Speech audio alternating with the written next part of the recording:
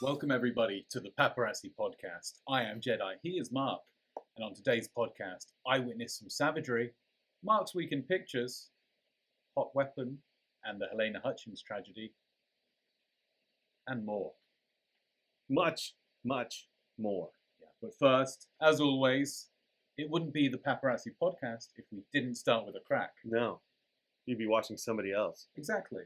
So mate, introduce me to your beer. My beer is an AleSmith collaboration with Beechwood Brewing Company. Ooh. You know AleSmiths, my favorite, or one of my favorites. And this is the Tower of Flower beer. I like the sound of that one. They probably didn't appreciate the fact that I called it a beer. But yeah, it's a West Coast style IPA with Galaxy, Cashmere, and Nelson hops. It's got cashmere? Cashmere. So it's going to taste a bit woolly? Yeah. Cashmere. Cashmere. Incredible. All right, hold on. Shh. Oh. That was lame. It's definitely not lame at this point, though. Very good. Tower of Flower. There we go. So, my beer, I don't know whether I'm in for a trick or a treat with this one. It is a maple bacon pumpkin spiced red ale from O'Fallon Brewery in Missouri. I don't see how that could be too bad. I mean, it sounds fantastic. There's a pumpkin there with some maple syrup and a big old piece of bacon. Okay. So let's see how it sounds, and I'll tell you how it tastes. All right. Decent crack. I can smell. Oh, I can God, smell that. I can smell it. It smells like maple syrup. Maple and bacon. Oh, my mouth just literally started watering. That's a breakfast beer right there. I'm about to start drooling. Yeah. Cheers. Man. And we're still not pouring each other the beers. So Holy shit. It's exactly what it tastes like. The maple syrup hits you, and as soon as that stops, the smokiness of the bacon comes right through. You know, oh my God, I could eat this beer. You know, I like to put raw organic maple syrup in my coffee as a sweetener. That's what I do. I don't put sugar. I don't do anything else unless I have some sort of like a Trader Joe's, cream that they have there, the coconut creamer that they have, something like that. But if I'm going like cream and sugar or something like that, I'll never do sugar or anything like that. I'll just do a little dab of organic raw maple syrup. Incredible. Just like this beer. Yeah. Going to start off with something that I witnessed this week. I was absolutely horrified by it as well. I should have known better. I should have expected it. I was working Jennifer Garner, and I was there at the house, early doors. Really? Yep, early doors, and she never left. So I was kind of expecting. She's still at her old house. She's building a new house. She's building a new house somewhere. I think it's next door. It's close by. So waiting at the house, and she eventually leaves at 3:00 and goes to the school. No one else on it, just myself and a wingman who was close by. And she gets out, she walks up to the gate. We get a few frames. I think it's exclusive, nice and easy. And it wasn't. There were a bunch of other cars there. They were waiting at the school for her. Oh yeah, they don't follow her from the house. Yeah, so I'm guessing these guys, they start their day somewhere else. They get a bunch of other stuff, or if they have a slow day. No, it's their first thing, first thing in the morning. They go and they get. No, back. this is the picking up. Oh, this is the pickup. Pickup. No, that's exactly what happens. Yes. Yeah, so they whether they had a good day or a bad day, they think we're going to end this with some Garner stuff. So there's cars just lined up and basically everyone blasting her through tin, which isn't that bad. I don't mind that. Okay. But then she goes to the Brentwood Country Mart with one of the kids as well. Yeah. Always a little after school special. Yeah. She pulls in, and these three savages, and none of them, I've never seen any of them before. Interesting. Jump out the car, just absolutely nail her and the kid. She goes in the Country Mart, and they all go in there with her. They went in. All three of them go in. What? And like myself and my wingman, we're just like mouths agape. That's we against couldn't the believe rules. it. Like Yeah. Guys, come on, have some decency. Yeah. But they're in there for like 10, 15, 20 minutes, and we don't go in there. We're like, what's the fucking point? We're not going to make a penny anyway. I'm surprised they're in there that long. It's crazy. They were just in there the whole time. She came out with them in front of her, just blasting all the way back to the car. Like, this is, it felt like it was, 10 years ago when that kind of stuff was acceptable, but still really wasn't. I couldn't believe it. And I will never work Jennifer Garner again. Well, I feel bad for Jen, okay? Because she's been going through this for so long. As soon as she's like the only one that this is like this with. Yeah. She doesn't give anybody any kind of reason for this. She barely acts in movies anymore. Yeah. She comes out with one every year, maybe, something like that. Yeah. There's no reason why guys should be on this. No. What it is the people that are wanting to see this, that are buying the mags or looking at the pictures of her, that it's the clicks. Yeah. The people that are so interested in what she's doing, it's their fault. Yeah. And the people that are still buying the pictures, the clients that are buying the pictures. And also, like, the only reason she's kind of still relevant is because of Ben Affleck. Because of Ben, but still. Yeah. It's just like, first of all, Daily Mail and all that, just stop buying the pictures for a while. Yeah. Why don't you give her like a 6-month break? Everybody just get together and go, hey, let's just not buy pictures of Jen for 6 months. Let's give her a fucking break, Yeah. And because the guys will give up. The minute, 2 weeks go by and no one's buying pictures of Jen, they'll just kind of like stop going there for a little bit. But I feel bad for her. And the whole Country Mart thing, I haven't entered the Country Mart ever. I did it one time just because it was some huge story, and I think it was Jen Garner, actually. But it was some huge story with her, maybe the beginning of the divorce or something like that. And I just did it because, like, I wanted to go past the gate and just look back at the other paps and take a picture of all them taking a picture behind the gate. Yeah. I wasn't even going in to get her. And they were all pissed that I went in there, and they were all yelling at me, like, he's still in there, he's still in there. And I just walked back out. I think I've gone in there once for chicken nuggets. Yeah, I've gone in there as a patron, or you go walk through to see somebody who's in there, because you always want to just pull up real quick, walk through, see if someone's there, and then find their car and then wait for them out there. But you don't go into the Country Mart. No. That's a rule, for sure. And we mentioned Ben Affleck a second ago. We actually did an interview, Mark and I, a week or so ago with a chap over at Vulture magazine. He asked us a bunch of questions on Affleck and J-Lo's relationship. So that was kind of fun as well. If any of you want to read what we had to say, just Google paparazzi Ben Affleck Vulture magazine, and you'll be able to read the little piece that we did with them. Yeah, like Ben, he gives reasons for the paps to be there every day and shoot him every day. But Jen never gives anybody a reason for this. She's still with the same guy. You never see them together. Yeah, you've never seen it. She's so discreet with all of that stuff. She doesn't deserve the complete opposite of what Ben is with J-Lo, which we spoke about. Her and her family, like the kids, do not deserve the savagery that they get day in and day out. No. And I'm totally against it. So that's pretty much all I've been up to. I've worked on bits and pieces, but nothing's panned out. I did get a set of pictures yesterday, but I'll talk about those next week as they are set to be published tomorrow. Oh, great. Yeah. Good. So what have you been up to, mate? Good for you. Well, I've got a few sets in the last, week and a half. Guess we'll get right into it. The first set, I went to, had some information out in Mid-Wilshire area, and it's been shot before. It was Emmy Rossum in the Angeline biopic that she's doing. Wow. She's been shot before. I just wanted a piece of this, Yeah, that's a great frame, though. Yeah, I was actually out there for another set which we're going to get into after this, but I just noticed that they were starting to film this scene nearby. I didn't even have the info on it. Yeah. And there was no base camp or anything. She was in the trailer right in front of a house. It's obviously a mansion, one of the mansions out there in Mid-Wilshire. And they had the trailer right out front.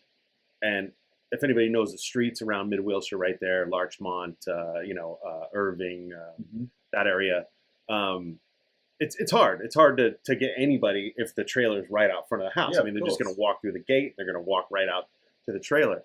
So it was one of those situations where I had to listen on the radio I had to wait around the corner, and then when they would say she's going to the trailer, say she was going to go, 10-1, or if she was going to go adjust something on her costume, something like that, I would have to pull around the corner, pull into a driveway of one of the houses. Those driveways are massive as well, aren't they? Yeah, exactly. Yeah. And you just pull in there and you just wait a second, and then you just blast it out one of the back windows or something as she walks around. And that's what I did right here. This shot actually was down the street on a 500 at the corner, because I saw an angle where she would actually walk across the people. But there could have been crew all over the place. I mean, you could see over here on the sides, there's crew members and stuff everywhere. It had to be this one spot. And I think she spotted me right here. It looks like it. She looks great. It's always going to be a great picture on that movie set. As Angeline was such a, I don't even know how to the describe prosthetic breast she has. I mean, it's crazy. You cannot recognize her at all. I even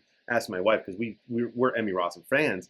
Do you know who this is? Yeah, and she couldn't figure out. But when you get these shots, it's like you want the straight on shot of the outfit she's wearing, stuff like that. Of course. But you want a side angle. Absolutely. And the reason you want the side angle is because of that right there. Yeah. Yeah.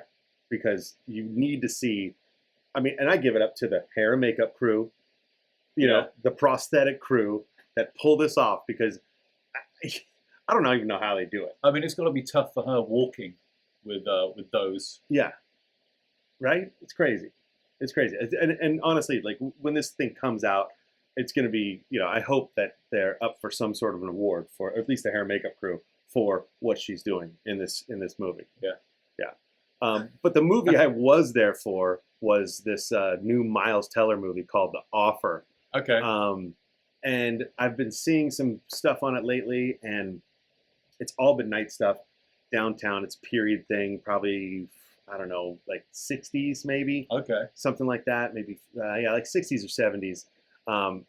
And I couldn't get anything. I all the stuff's been at night. It's been in like theaters, stuff like that. And even on this set, I was there, I was listening, nothing was happening. I didn't think I was going to get anything, and then all of a sudden I look up on top of this event area that they're filming this at, and Miles comes out for a phone call on top, and and he's there just kind of, and I'm right across the street. I'm like the only car there. I'm kind of wide out in the open, and I have my window down a little bit.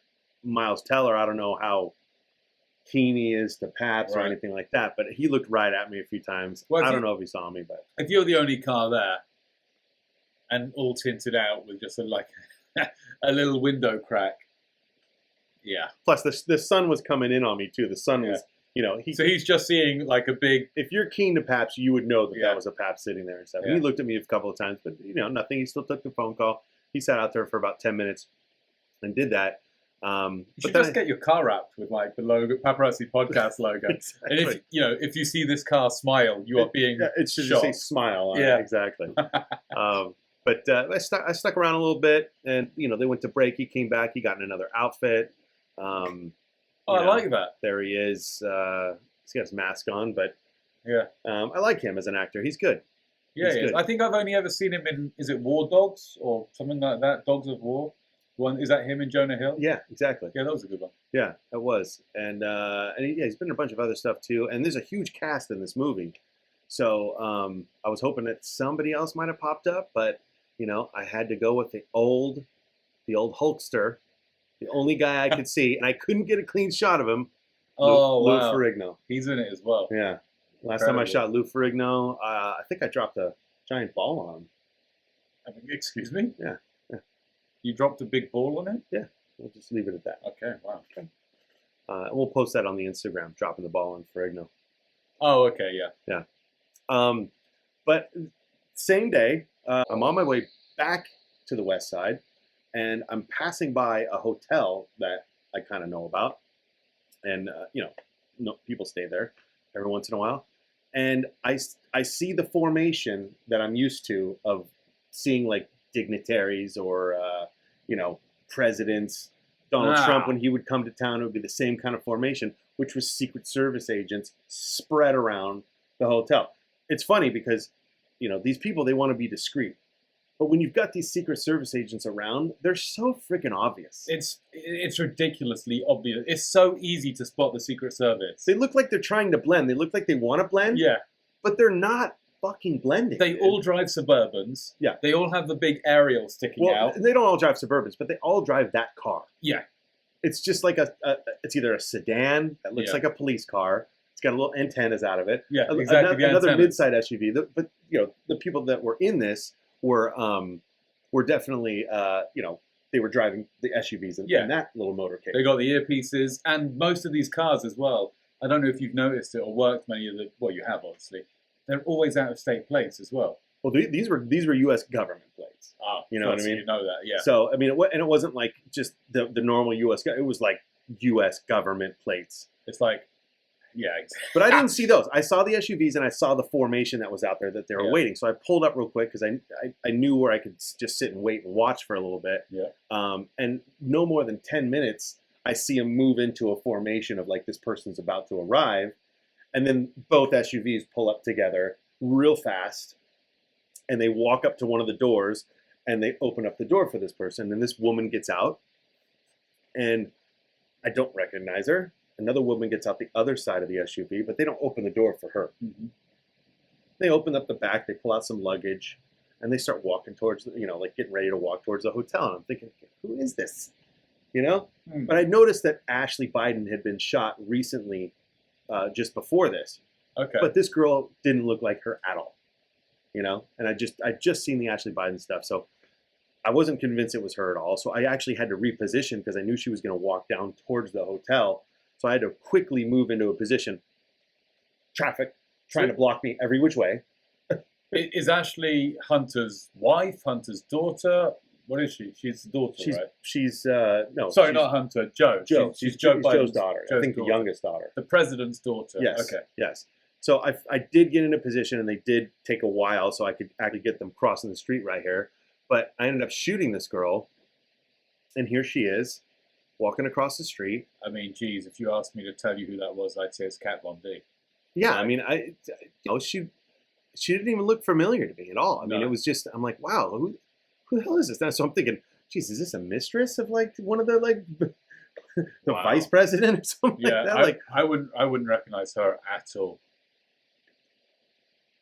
Not the vice president, because that would be Kamala Harris. Well, you never know. Maybe she could have a mistress. That's true. So I'm thinking, what is this? But she's walking around out in front, and anyway, so I start sending it out, or the pictures out to a couple different agencies just to find out if anybody sees anything. Yeah.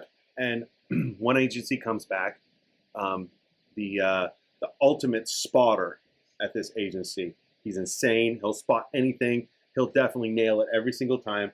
He will always answer the question of who is this person. I like that. And he's a fan of the show. So good man. Exactly. And so he points out her snake ring that she's got on her finger. On her middle finger. Yes. And yes, on her middle finger. Yeah. And he basically is like, that's Ashley Biden. This is what she was wearing 2 days ago. I don't know of anybody else who really shares a ring like that with somebody else within 2 days. Yeah. Just give it to him. But still, I wasn't convinced it was Ashley Biden. It's a nice frame. Clean as well. Yeah. And I don't know if the pictures went anywhere. They didn't go anywhere initially. How many days did it take them to figure it out, or did they get it like right away? Did this chap saw who it was? Well, the first agency I sent it to, they couldn't figure out who it was. And so this was the next day. Okay. And it's a hotel that other people would know. So I couldn't actually put it out right away. So it was like 2 days later. But she'd been shot 2 days before that. Right. I think twice. And the picture's made. So I'm hoping these pictures have gone somewhere, or it actually was her. But I mean, usually that ring or something like that gives it away. The earrings, the ring, something like that. It always gives it away. But that was that. And then I went to another set. Geez, you were busy. busy. A couple days later. Well, I got to check sets. And this set, a huge set, it's called Your Place or Mine. It's a new Netflix show. It's coming out. And it stars Reese Witherspoon, Ashton Kutcher, amongst others. And I noticed that Ashton Kutcher was in this show, or on this. He was there on this day. Yeah. I saw him get out of an SUV. I was kind of parked by the base camp because there was nothing to get at the set. They were shooting inside this apartment building. Nice new, brand new apartment building downtown. So I saw him get out of the SUV, and I was waiting for them to call him back. They went to lunch. Right. They said half-hour lunch. So I got an angle on him just to see if he would come back, and he did come out, but it was definitely Good old Murph. a Murphy block session on this one, because he came out and he walked. Wow. So first of all, I had to go manual focus Yeah. on this. Shooting through a fence. Shooting Yeah. through, 2 fences. This security guy right here, I mean, he had to sit in the worst place he could sit. Of course. And this was the only angle, because, I mean, Ashton even had, if you could see it, he had blockers around his trailer. He had things set up, but there was one lane for him to walk out. But the security guard had to come and sit right there. Wow. See, Kutcher's, he's pretty wise to it.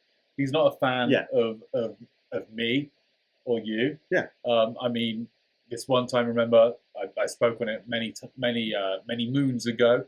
He posted a picture of my car on his Twitter, calling me a pedophile. Yeah. So he is not a fan of the show. And if he had any idea that you were there, he was going to make it hard. Well, I mean, he probably gets out of his SUV. He goes to walk to his trailer, and he looks around, and he goes, "There's an angle there. Yeah. There's an angle there. I want you to block this, you know." So I was even surprised there was an angle to get him walking back out to the thing. But with the manual focus, with that, it was just too late. I got this, and then he walked to the hair and makeup trailer. As he walked to the hair and makeup trailer, because I knew he was going to walk back again before he would walk to the SUV, the security guard ended up getting up and walking away and opening up the scene for me, right? Yeah, sounds good. So I'm like, cool. I'm going to get a nice clean shot of him walking back. Well, when he walked back, this is just after it, but he was walking around his trailer right there. The security guard walked past. As he was walking there, and I couldn't get the clean shot of him, and then this is what I got clean just after it, you know? Unbelievable. And then it was one more when he walked back to the SUV, and that was semi-clean, but that was all I got. God. How long did you spend working there? That was about 4 hours. For nothing. 4 hours for nothing. Oh, mate, that hurts. Yeah. That's rough.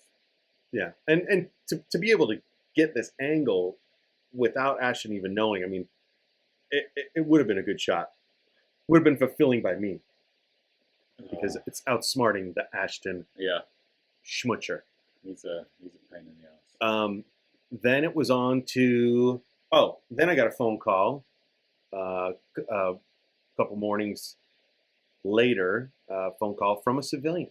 A tipster. A tipster. Wow. My brother-in-law, working down, in the South Bay area, and he said, "You might want to come out and check out this parking lot down here because there's a bunch of SUVs and there's a big set." And sometimes when that happens, it's always like, "Oh, there's a big set down here. There's a big set," and you go there and it's like one trailer, one production truck, and you're like, "This is not a big set." Well, I don't know. Yeah.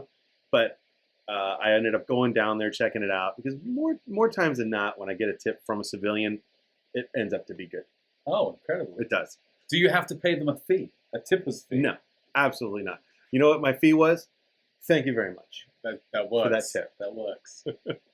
So I went down to check it out, and I quickly realized it was, 70s, 60s, 70s, and one of the drivers of one of the old cars told me that it was the Watergate scandal.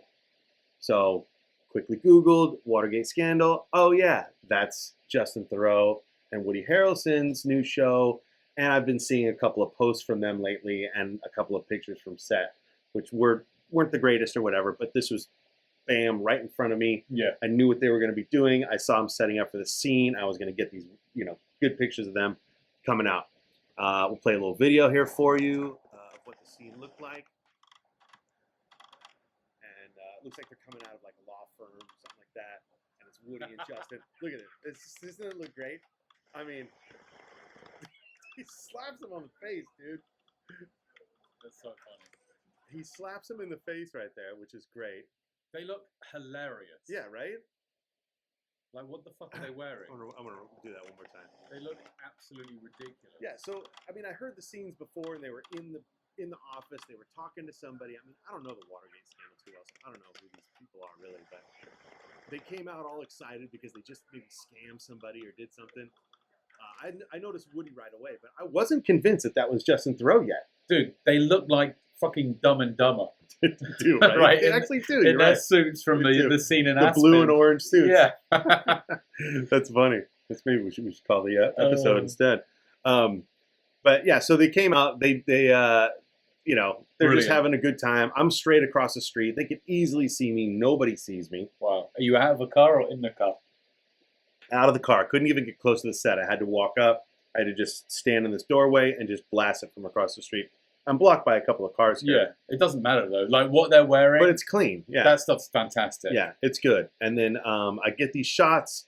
I'm stoked. I'm thinking, okay, all I need to do is get some video, which I did do later. I turn around. I start walking back to my car because I'm done. Yeah. And there's a Pap.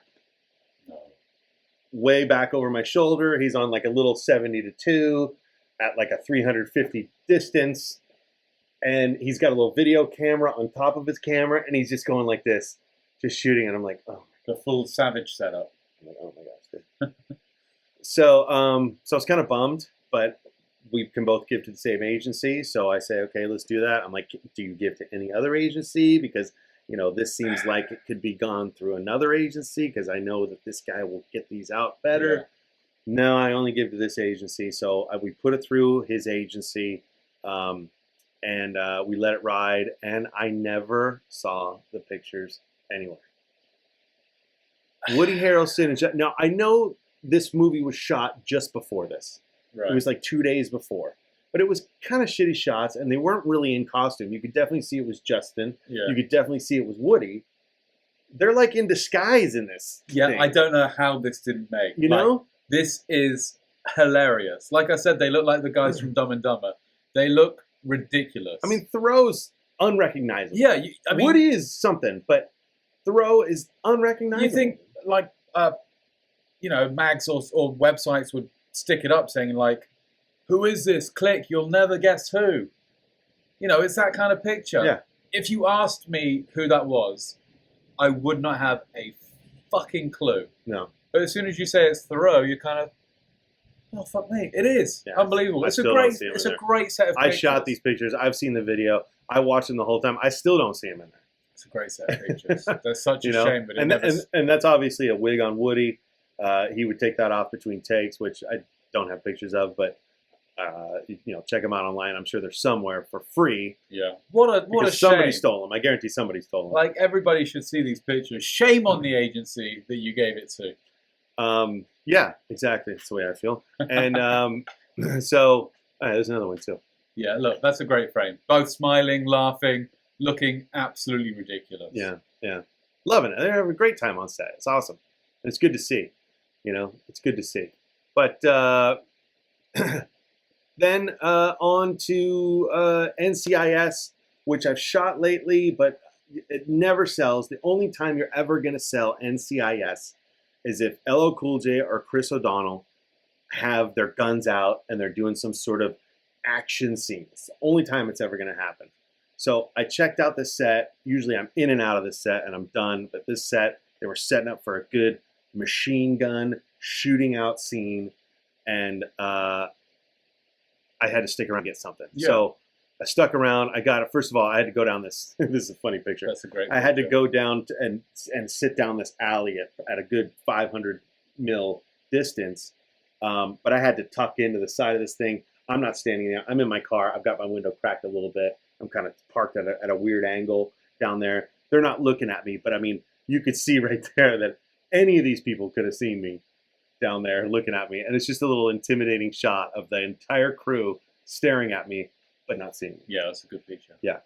But it's a scene where obviously some sort of criminal is waiting in this alley. LL Cool J sneaks up to him and he, you know, says something to him, and the guy pulls out a machine gun and they have a little shootout going, and then LL comes around the corner. Now I got the shootout, but I didn't get the part where LL was shooting the gun. I wanted to shoot that. Yeah. And they didn't do 2 takes on it, which I thought they were going to do. Oh wow. But I went with the pictures first because I wanted to get that muzzle flash with the cartridge flying out, that kind of, you know, shot right there. And at the angle that they were at, because I knew that he was setting up for the scene right here, the angle that they were going to be at, he was going to be right down my barrel, right? So I did get shootout, and we'll talk about it in a minute. But this is LL, and I mean, he's pointing the gun at this guy. You know, normally they're talking about how, you know, you're supposed to point it a little. He's pointing right at this guy. And that's a muzzle flash right there. He's pointing it right at the guy. And then boom, he's shooting the guy. And the guy's like keeling over into the car as he shoots him, you know. And then LL walks up and gets like some sort of detonator from him. Anyway. It's a good set. Yeah. So I got that set and then moved on. And that was pretty much it for the week. And Miles Teller, didn't see anywhere. LL Cool J, didn't see anywhere. Justin Theroux and Woody, didn't see anywhere. Yeah. And what was the other one? Oh, yeah. Angeline, I did see that go. Oh, there you go. Yeah. So this seems like a waste. This LL Cool J set, it became topical 2 days after you shot it, right? Yes, very topical. The Thursday just gone, I got a phone call from one of the English newspapers. Jedi, can you get on a plane and head to New Mexico? Head to Santa Fe. And normally I jump at this chance to go and do an out-of-town job, but the next day was my wife, and it was our 10-year wedding anniversary. Oh, so I happy couldn't. anniversary. Thank you very much. So I couldn't go, and I said to them, sorry, I can't go. Wedding anniversary. What's the job? And they said, you haven't seen it yet? You haven't seen? You don't know what's going on? No, I haven't looked at the mail. I haven't looked at the Sun. I haven't looked at anything online since I got home. Good for you, by the way. Yeah, and they go, okay, Jedi, Alec Baldwin has shot and killed somebody on the set of his latest movie, Rust. Wow. And, my mouth was wide open. I couldn't believe it. This would be, a great job to go and work on. But like I said, I couldn't go. But this makes, like what you just spoke about, topical. It makes your pictures newsworthy. But yeah, Baldwin shot and killed a cinematographer by the name of Helena Hutchins. Just absolutely unbelievable. I couldn't believe it. And this kind of stuff shouldn't happen on movie sets. And you're around movie sets, and obviously ones with weapons and shooting all the time.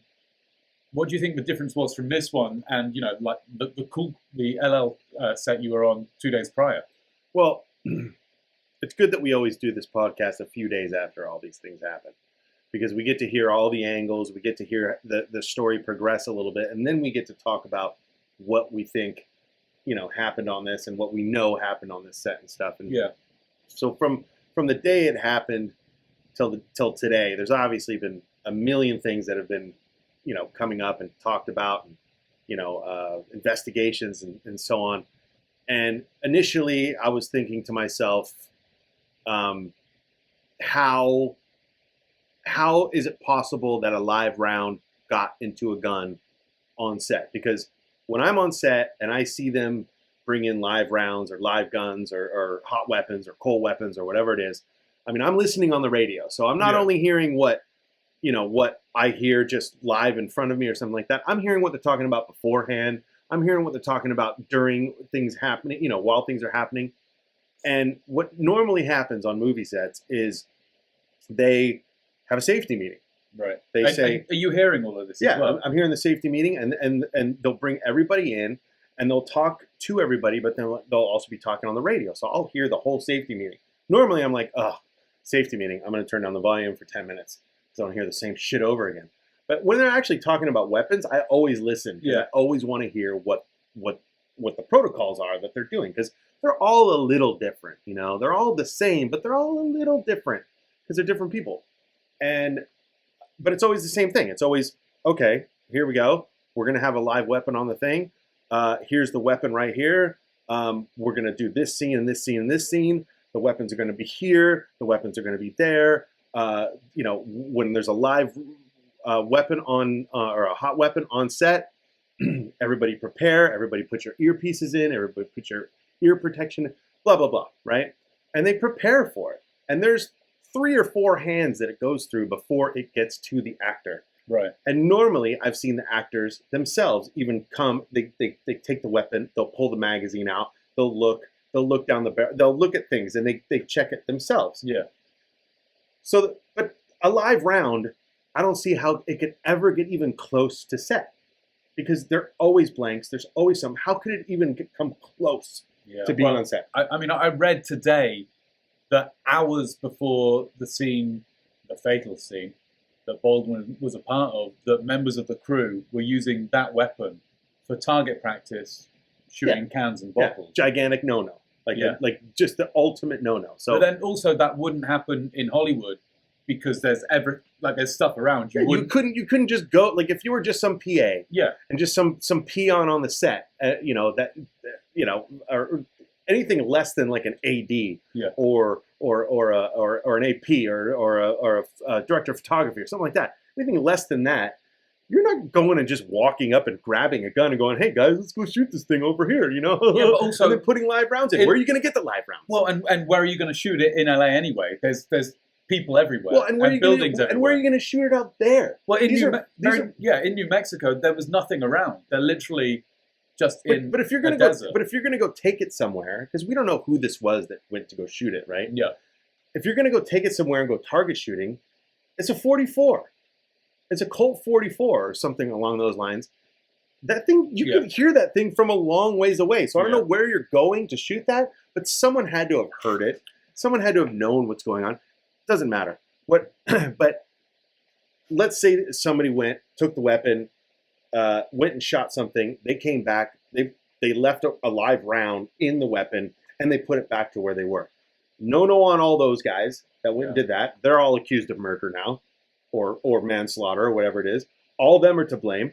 And then when the gun got back, the armorer is supposed to look at the gun, open it up, and go, "What the hell's a live round doing in here, you stupid dumb fucks?" Well, that's it. You're all fired now. You're all fired. Fucking, you're lucky nothing happened. She didn't do that. It's still got through her. She's 22, 24, and this is her second job. But her dad did it. You know what I mean? Her dad was an armorer before that. Yeah, so, then she was on a podcast last month saying how nervous she was. Yeah, and I'm sure she's going through the rounds. I'm sure every armorer goes through the same motions of all this stuff. She definitely missed it. She didn't check it. The AD who went and grabbed the gun to give it to Baldwin didn't check it, and then Baldwin didn't check it. I mean, it's negligence by so many people on so many levels. So many people. There's going to be, a huge lawsuit, a civil lawsuit, all sorts of lawsuits about this. And again, today, the details of the insurance policy came out, the movie set's insurance policy. It's I think it was $1 million, and then there's an umbrella policy in that as well, which adds another 5 to it. But they're going to be paying a lot more than that, surely. Yeah, man. I mean, here's the set, and I heard it was in the church. Yeah, that was happening. I did see that a guy posted a picture today, which I don't have on here, but a guy posted the last shot of her. I guess he was working on the set, and it's the scene inside that, so you get that kind of chilling feeling of like eerie. how that looks. Yeah. Plus, they were talking about, and what I was talking about earlier with LL. How they were saying how nobody points the gun at the camera. No one points the gun at somebody. They always point it off to the side, so no one's being shot at. And I guess that was done because of Brandon Lee. Yeah. Because the blank came out of the gun and still hit him and killed him. So that's why they never do that. But I mean, on that LL Cool J thing, dude, he was pointing that. I mean, I had the angle. Yeah. There's no way he wasn't pointing that gun at that guy. So I don't know what they're talking about, and the whole hot weapon thing, they were talking about hot weapons and cold weapons on this set, the Rust set, and you can hear on my video here. Let me bring it up, okay? Oh wait, there's a quick picture of Baldwin. Forgot about that one. I don't know how that got in there. There's Baldwin being angry to Pat. Okay, so let's listen to this real quick, because this is what they say when there's a weapon on set. Now, this is the gun that they gave to the criminal in this NCIS set. Okay, it had blanks in it. It was definitely firing. Yeah. Okay. So let's hear what they have to say. Hot weapon on set. Hot weapon on set. Okay, so in the Rust case, Baldwin was saying, "Why did you hand me a hot weapon?" Well, they're handing this guy a hot weapon, but this is filled with blanks. Yeah. So I don't see how a hot weapon relates to a weapon with a live round in it. There's never a live round. No, there shouldn't be. In Absolutely. anything. Okay, there's never a live round in there. So, you know, them saying a cold weapon, a hot weapon, it sounds weird because I only know of a hot weapon as a weapon that's firing. Yeah. A cold weapon is a weapon that's not going to fire anything, right? There's no hot weapon with a live round in it. No. Live rounds should never be even anywhere close to anything on a set ever. So that seemed a little weird to me in this whole thing. Yeah, I don't get that. But all in all, it's going to be interesting to see what comes out of her. A lot of conspiracy theories. Yeah. I've heard the theories that Baldwin had a problem with this girl. That because remember, just before this, a couple days before this, the crew was like walking out because of they were saying lack of safety. They were saying lack of accommodations, lack of money. Yeah, the whole thing was just done on the cheap. And, you know, Baldwin's an EP on this as well. Yeah, exactly. Yeah. Well, that's why it's all going to fall back on him no matter what. Everything's going to fall. Because him shooting that gun, whatever, as an actor, okay, he's out of the woods right there. But he's also the person that brought everybody on this thing. Yeah. And approved everybody to be on this. So it's going to be interesting to see the legal ramifications that he faces on that.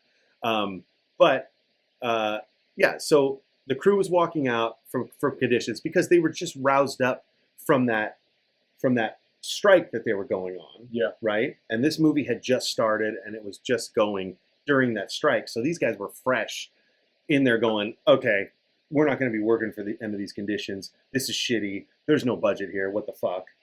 And then they had to bring in replacements. And that's what they were saying. The replacements were the people that were negligent as far as the other people. Maybe they're the ones who took the gun to go shooting or something like that. But yeah, we've not heard the end of this story. Anyway, no, sure. Definitely. And the Rookie, I did read that the Rookie is going to be a show that's going to ban the use of real weapons on set. I saw that today as well. They're going to start using airsoft. So I don't know the difference between, like, what are airsoft guns? Are they just like replicas that just fire kind of like the little like pellets, right? But still, though, why would you even shoot those? Yeah, you know, you could use real weapons. I don't understand why they're not using real weapons. Just don't fire them. Well, can you not just CGI that stuff? No, that's what they're saying. They're going to CGI all the muzzle flashes and the sound. Yeah. But they're saying they're not going to use the real weapons because something like this could happen again. But okay, you know, come on, let's not sacrifice our movies and the realness, like, you know, how good the movies could be, you know, like, okay, no, if I'm going to watch The Rookie and I'm going to see them with noticeable airsoft guns, that's going to be weird. Yeah, interesting. But yeah, along the same story of bad conditions, Ruby Rose came out this week as well, just before this, and I feel a little bit bad for her because she, you know, her story just got kind of put under the rug because of this whole Alec Baldwin thing. So she was Batwoman, right? Yeah. Or she was cast in some kind of DC. DC Batwoman show. I watched the first 2 episodes of it because, you know, I like that comic book stuff. Yeah. It was horrible. It was pretty much the worst comic book show I've ever seen, ever. Wow. It had so many undertones and preaching wokeness. You lost me. It was so bad, and it had the potential to be so good. Yeah, you know, what a shame. That I couldn't stand it. So has she walked off the show? Then she's left it. I think she got fired from the show, or she walked off, and they're saying she got fired. Whatever, but she was claiming bad conditions. She was claiming the producers or whatever, the other actors were harassing her and all this stuff. And you know, being someone who sees these, you know, the main stars of these shows, they're not being harassed. No. You know, if you're the main, it's one thing if you're like if you're kind of a newcomer to the show, or you know, you're someone who's trying to come up in the business and you're doing these little parts or here or there, and you're wearing some sort of hot little outfits because, you know, I mean, Batwoman, you never know. Yeah. And they're kind of, I could see them coming up with harassment things because you're the main star of the show. You're in the biggest woke industry in the entire world. Yeah. There is no one that's going to overstep you, you know. And she's Ruby Rose. I mean, she's a hardcore chick, you Yeah. know. There's no one that's going to overstep with her. So the fact that she's saying that they did, I don't know if I believe it so Yeah. much. But there are a couple of rumors coming from that show that it was just kind of shitty conditions as well, just like Baltimore. Well, and a shit show. And a shit show. Yeah. So they have that going for them too. And then there was the whole strike. I mean, it seems like every single year there's a writer's strike. Yeah, I mean, these are the crew guys. You know, I stand with the crew guys on this whole So thing. they were kicking off about just shitty conditions, being paid peanuts. Yeah, overworked. Yeah, which they hardly are. any break. They are. I mean, And they are I see- paid peanuts. Like the actors seem to just be getting paid more and more and more every single year. Well, this is what I don't And get. the writers are being paid a fucking pittance. Yeah, and this is what I don't get. I get how the actors, okay, they're getting paid tons more money Millions. than anybody on set, especially on the big Yeah. movies, right? That like the Ruby Rose. I mean, she's making just as much as probably as the producer or the ADs maybe or something like that, maybe a little bit more, but they're making tons more money than them, right? When you're on set, how about just treating everybody the same? Right. The pay grade might be different. Yeah. But once you're on that set, you know, Yeah, the show doesn't get There's made no- without these people. exactly. There's no demands. I mean, we're not talking about giving the crew their own trailers, Yeah. you know, all around and stuff like that. But when you're on set, you know, the crew gets to do whatever they want. They get to go to as just as long of a lunch as Eric Stone Street, Right. hour, you know, or whatever, hour 15 minutes, and then they come back. They don't get 30 minutes. Boom, because they call it last man. Last man starts 30 minutes from right there, and then they're right back on, you know, to the minute. They go, everybody back on. You're back on right now, you know. Wow. And they do kind of, you know, move back and stuff like that. But then the actors will be on an hour later. Yes, they have to go through hair and makeup and go whatever, to touch-ups and stuff like that. But the vibe of, you know, Sofia Vergara and Eric Stone Street being on set and then the crew is totally different than like, you know, someone like who am I thinking of? You know, someone's a little cooler to be on set Right. with, you know, like an LL Cool J. That guy's out there with his crew all the time. He is not a diva. He Yeah. is not making the crew wait. You know, he's out there with them all the time, doing what he needs to do and talking with them. Always talking with everybody. I'm sure he knows everybody on set's name. Yeah. Anyway, that's Very the way it should be. And then the rest, I just had this picture right here, which is kind of funny. It's all the network people getting together, trying to figure out their deal. You know, That's funny. which one would you want to be if you were one of these execs? Who would you want to be the head of? What's that At this underneath point. your face? That's Amazon. Yeah, Probably Amazon, as they just have a unlimited fund of money, or Bezos does anyway. yeah. I think I'm on the same lines as you. Yeah. Because of what is next in the news Yeah. that I want to talk about. Yeah. And we'll end with this as well. Yes, definitely. Is Jeff Bezos's new yacht that Just we'll a- never just- get to ride on. Just a small little one-man dinghy, right? Yeah, so 420 mil euro Pounds. pounds. Yeah. I think it equivalates to That's like $700 million. I think it's 540 or 574 million Wow. is what it said. The exchange rate has changed a lot since I last looked. So $574 million, dude, for a yacht. He already has a $400 million yacht. By the He way. already has a fucking space rocket. Yeah, his cock rocket. His- Yeah. What's this guy trying to make up for? We all know what he's trying to make up for, man. You know, I mean, look at those 3 masts on that thing. Just the masts on those things are like 50 million a piece or something. That's what they said. Unbelievable. But this is what I don't get, Jedi. Okay, look at this thing.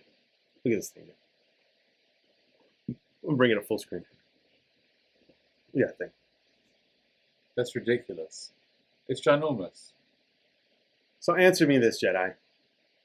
Why? Who needs a boat that big?